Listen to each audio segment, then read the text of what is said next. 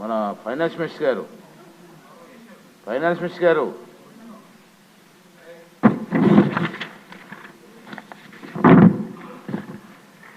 నమస్కారం అధ్యక్ష. సభ్యులు అడిగినటువంటి ప్రశ్నకి సమాధానం ఇది కోర్టు పరిధిలో ఉన్నందున దీనికి సంక్షిప్తంగా సమాధానం ఇవ్వడం జరుగుతుంది అధ్యక్ష. ఆంధ్రప్రదేశ్ పబ్లిక్ సర్వీస్ కమిషన్ 31/12/2018 తేదీన నంబర్ 27/2018 గ్రూప్ 1 నోటిఫికేషన్ను పురస్కరించుకుని 2022వ సంవత్సరం జూన్ నెలలో సాధారణ అభ్యర్థులకు మరియు నవంబర్లో స్పోర్ట్స్ కోటా అభ్యర్థులకు ఇంటర్వ్యూలను నిర్వహించి 5/7/2022 తారీఖున ఫలితాలను ప్రకటించడమైనది.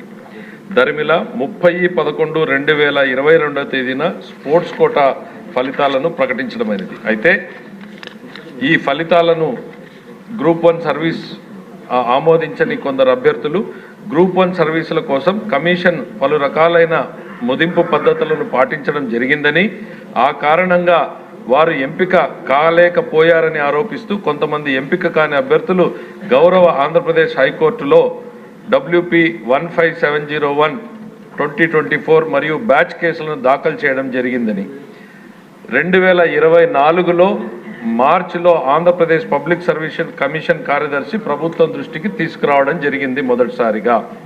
తర్వాత WP నంబర్ 15701 మరియు ఇదే బ్యాచ్లో 13/3/24 తేదీ గల తమ ఉత్తర్వుల్లో హైకోర్టు ఇప్పటికే సర్వీసులో చేరినటువంటి ఉద్యోగుల ఎంపికను రద్దు చేయాలని, కొత్తగా మెయిన్స్ పరీక్షలు నిర్వహించాలని, పేపర్లను సక్రమంగా మదింపు చేసి 6 మాసాల్లో ప్రక్రియ పూర్తి చేయాలని ఆదేశించడం జరిగింది.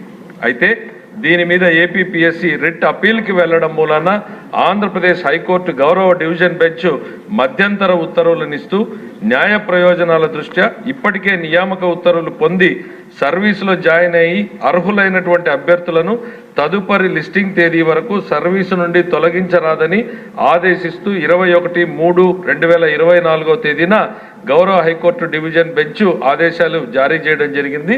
ప్రస్తుతం కేసు విచారణలో ఉంది అధ్యక్ష.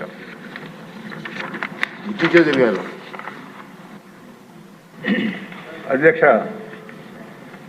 రాష్ట్రంలో తమ ఉద్యోగ కల్పన కోసం ఎదురు చూస్తున్న లక్షలాది మంది నిరుద్యోగుల జీవితాలతో చెలగాటమాడింది గత ప్రభుత్వం. సంతలో పశువులను అమ్మినట్టుగా పోస్టులు అమ్మేశారు. మంత్రి గారి దృష్టిలో ఉందని అనుకుంటున్నాను. పాపం జగన్మోహన్ రెడ్డి గారికి ఇది పీనట్. ఏందే, ఒక డిప్యూటీ కలెక్టర్ పోస్టు 2.5 కోట్లు మాత్రమే, ఒక డిఎస్సి పోస్టు 1.5 కోటి మాత్రమే, ఒక 150 కోట్లే. పాపం మా వాడికి ఏముందా, ఇది పెద్ద 1000 కోట్లు దోసుకున్నాడికి ఇది లెక్కలేదు కాదు. అందువల్ల కానీ పేద విద్యార్థుల జీవితాలతో చెలగబడ్డారు. 162 పోస్టులకి గత ప్రభుత్వంలో చంద్రబాబు గారు నోటిఫికేషన్ ఇస్తే ప్రభుత్వం మారాక ఆయన పబ్లిక్ సర్వీస్ కమిషన్ని సొంత జాగీర్దారులాగా వాడుకున్నాడు. అక్కడ పిఎస్ఆర్ ఆంజనేయులు పెట్టాడు, గౌతమ్ సవాంగ్ని చైర్మన్గా పెట్టాడు, తను చెప్పినట్టుగా ఆడించాడు. మూల్యాంకనంలో ఏదైతే ఉందో అత్యధిక మార్కులు వచ్చిన వాళ్ళు ఫెయిల్యూర్ అయ్యారు సార్, వాళ్ళకు ఉద్యోగాలు రాలే. ఇంటర్వ్యూలో మాత్రం టాప్ ర్యాంకింగ్ ఇచ్చారు. దానివల్ల బీసీ ఎస్సీలకు చాలా నష్టం జరిగింది. ఎస్సీలకు చాలా నష్టం జరిగింది. మేము అడుగుతా ఉన్నాం, హైకోర్టు చెప్పింది మూల్యాంకనం చేసి కొత్తగా మీరు నిర్ణయం చేయమన్నారు. హాయ్లాండ్లో కూర్చొని నిర్ణయాలు చేశారు. దాన్ని ప్రకటించకుండా హైకోర్టుకు తప్పుడు సమాచారం ఇచ్చారు. దాని ద్వారా మరలా మూల్యాంకనం ఎస్ఆర్ కాలేజీలో కూర్చొని మళ్ళా మూల్యాంకనం చేశారు 2 సార్లు. దాని ద్వారా తనకు ఎవరైతే డబ్బులు ఇచ్చారో తమ ప్రాబల్యం కలిగిన వాళ్ళకి, తమ అనుమాయులకి పదవులు కట్టబెట్టడం కోసం భారీ కార్యక్రమం చేశారు. దీనివల్ల గందరగోళం వచ్చింది. 162 మందికి పోస్టులు ఇచ్చేశారు. తాంబూలాలు ఇచ్చాం, తన్నుకు చావండి అన్నట్టుగా అయింది కార్యక్రమం. ఇవాళ ఎవరైతే బాధితులు ఉన్నారో వాళ్ళు కోర్టుకు వెళ్ళారు. ఇవాళ కోర్టు జ్యూరిడిక్షన్లో ఉన్న ప్రభుత్వం నిర్ణయం తీసుకోవాల్సిన అవసరం ఉంది. ఎందుకంటే న్యాయం చేయాలి, నిరుద్యోగులకు న్యాయం చేయాలి. అసలే పోస్టులు తక్కువ. గ్రూప్ 2లో కూడా అదే జరిగింది. మంత్రి గారి దృష్టికి తీసుకొస్తున్నాను అధ్యక్ష. గ్రూప్ 2లో కూడా సేమ్ అదే పరిస్థితి వచ్చింది. గ్రూప్ 1లో ఎలా జరిగిందో గ్రూప్ 2లో కూడా అదే జరిగింది. భారీ ఎత్తున చేతులు మారిన డబ్బులు. ఎవరైతే సర్వీస్ కమిషన్లో తమ మనుషులను పెట్టి దోపిడీ చేస్తారో వాళ్ళ మీద చర్యలు తీసుకోవాలి. సెక్రటరీ కావచ్చు, చైర్మన్ కావచ్చు. కోర్టును కూడా తప్పుదారి పట్టించి తప్పుడు అఫిడవిట్లు సబ్మిట్ చేసినందుకు వాళ్ళ మీద చర్యలు తీసుకోమని డిమాండ్ చేస్తా ఉన్నాను. 6 నెలల్లో కంప్లీట్ చేయమంటే ఎందుకు కాలేదు? స్పెసిఫిక్ డేట్ నిర్దేశించింది కోర్టు.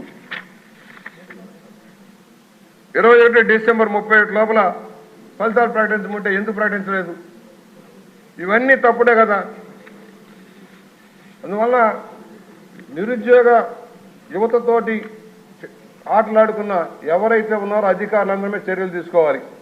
అసలు పబ్లిక్ సర్వీస్ కమిషనే ప్రక్షాళన చేయాల్సిన అవసరం ఉంది. అన్ని రంగాల్లో కానీ దాన్ని అప్రతిష్టపాలు చేశారు.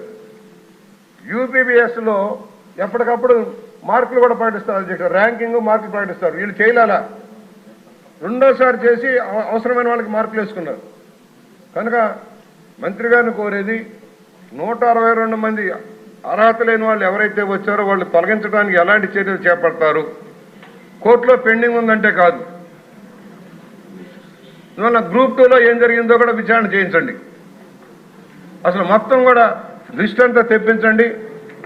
ర్యాంకింగ్ ఎలా వచ్చింది, రాత పరీక్షలో ఎన్ని వచ్చినాయి, ఇంటర్వ్యూలో మార్కులు ఎలా పెరిగినాయి. అంత మేధావులైతే రాత పరీక్షలో రావాలి కదా. డిజిటల్గా ఎందుకు చేశారు? మాన్యువల్గా చేసినవన్నీ డిజిటల్గా ఎందుకు చేశారు?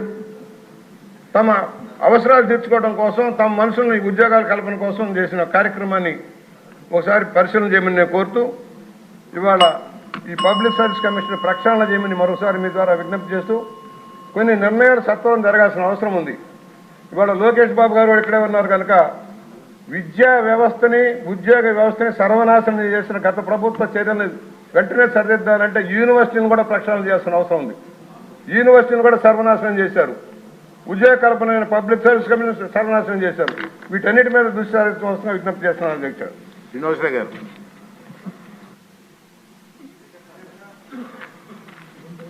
గత 5 సంవత్సరాల పరిపాలనలో కొంతమంది